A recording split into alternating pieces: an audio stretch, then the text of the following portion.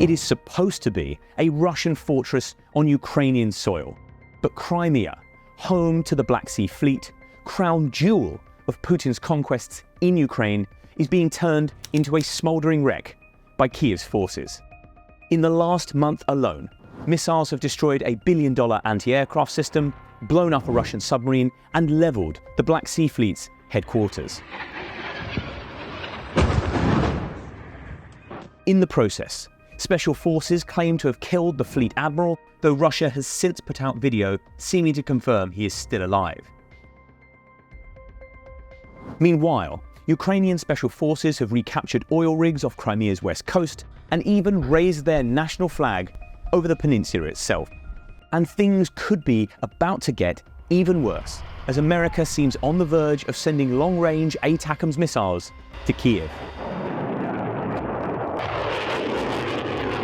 This is the story of how Russia's control over Crimea has been rocked by Ukrainian strikes and how they may eventually lead to it being recaptured. This is the story of Crimea in the crosshairs.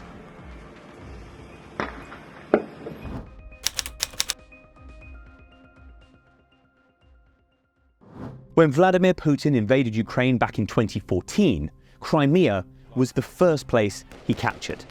And when he re-invaded last year, it was from here that he launched one of his main attacks.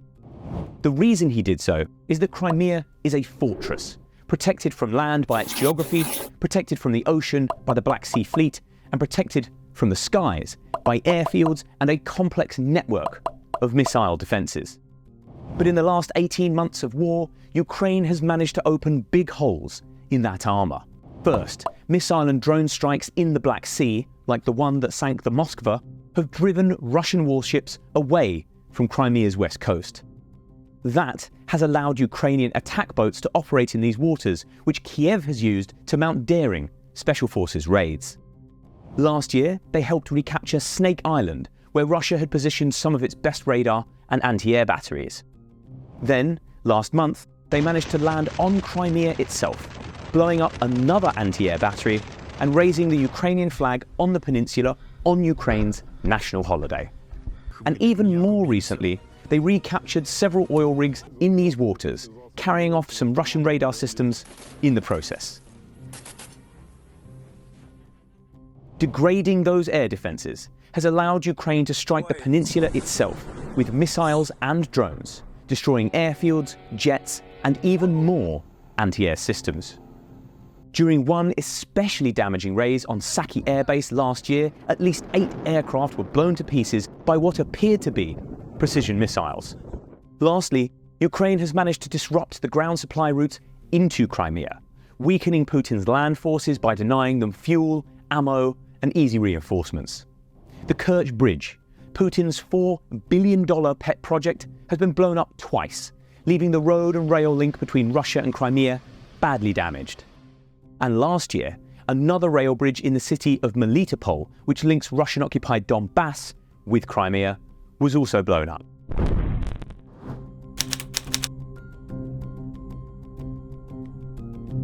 Having torn away sections of Crimea's armour, Ukraine has now dramatically ramped up the scale and intensity of its attacks to devastating effect. In the space of just 10 days this month, they have managed to blow up a $300 million submarine and a tank transport ship as they were sitting in dry dock, destroy a $1 billion S-400 air defence complex, strike the backup headquarters of the Black Sea Fleet, and then bomb the fleet's actual headquarters while a meeting of top commanders was taking place inside. Ukraine's special forces now claim that strike killed Admiral Viktor Sokolov, the commander of the fleet, along with 33 of his officers, though he has since appeared on Russian state TV, apparently alive and well.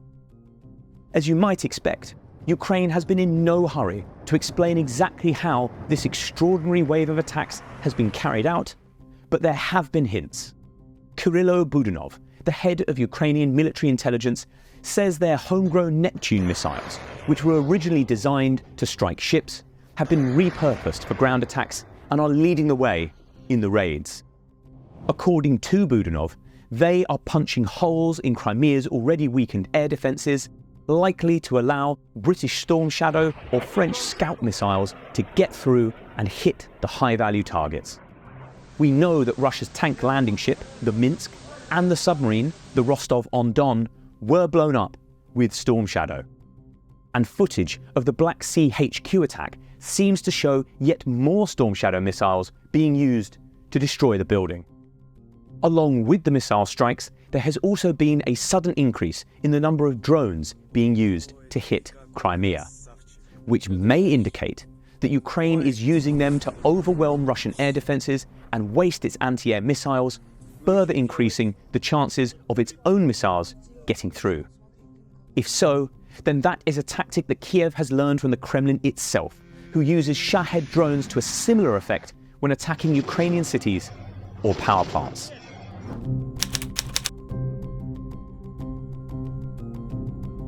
All of which has big implications, not just for Crimea, but for Russia's war as a whole. First, Crimea is the main supply base for Russian troops in the south of Ukraine who are currently trying to hold back Ukraine's counterattack. Striking the peninsula and weakening its supply routes in turn weakens these troops and makes a Ukrainian breakthrough more likely. Second, the peninsula clearly needs additional air defences, but these systems are costly and take a long time to build, so Putin is unlikely to have many, if any, in reserve. That means if he needs more of them in Crimea, he will have to take them from somewhere else. Currently, a large number are stationed in Moscow to protect the capital from yet more Ukrainian drones, which have so far hit the Kremlin, the city's business district, and the wealthy enclave where the elites that keep Putin in power live. Removing air defences from the city would put them at risk, so the Russian despot is unlikely to do this. But the only other place to get them is from the front, where they are protecting 600 miles of minefields and trenches from Ukrainian jets, helicopters, and missile strikes. No doubt Kyiv is hoping that Putin will be forced to remove them, opening up a weak spot that its air force can exploit to breach the defences.